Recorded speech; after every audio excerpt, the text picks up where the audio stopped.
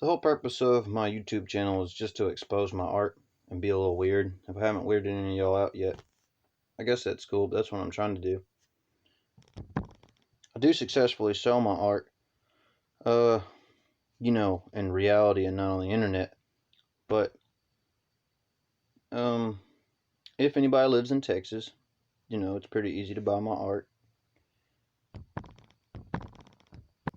But whether you buy the art or not, I appreciate anybody that just enjoys my pictures because I enjoy painting them. This video is just to tell a story about when I first heard the song Professional Rapper by Little Dicky. I was a kennel manager at an animal shelter. So after hearing that, it changed my life.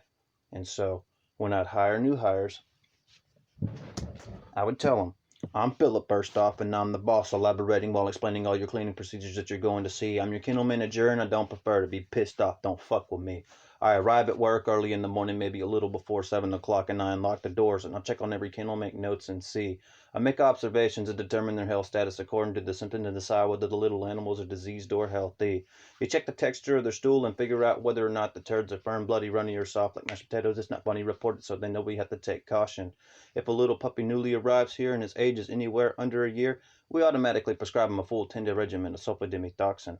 After the medications, we're going to water and feed everybody. Then I'm going to lead you to the kennel room. It's called adoption. We're going to release the dogs from the kennels to the yard. Use a leash, and it's not an option.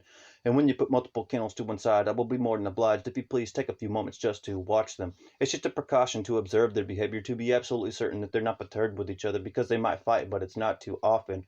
And once you minimize the doubt, leave your animals about and get a 5-gallon bucket out with a scrub brush and a squeegee from the green set. Fill your 5 full of clean water, stir with a little laundry detergent, and that'll be your concoction.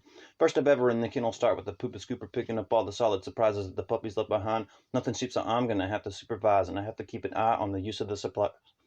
And the foam gun sanitizes, while the second step requires that we use it to cover the kennels with expensive chemicals required to completely disinfect the debris. The objective is to rid the open kennels of all the residual toxins. And each and every individual kennel requires a thoroughly deep and adequate cleaning, including completely scrubbing the gate mesh walls, front and back of the bed. That shouldn't have to be said, but in a nutshell, we're going to scoop, sanitize, rinse, scrub, squeegee dry, if need be 4 or 5 times, until you're sure that the floor of the kennels provide a surface suitable and dry for these dogs to walk on. This picture's made of crayon, and I wrote a few more verses to that rap, but the rest of it's just kind of talking about all the politics that go on around there. It'd be boring as somebody else. But there's a little bit of the next one where it's after the kennels are finished and free of blemish, there's no time to sit on your butter slack smoking cigarettes. You'll regret it. Don't make it a knack to forget it. It's not permitted to sit and relax for a minute. And I say something about all the other extra duties.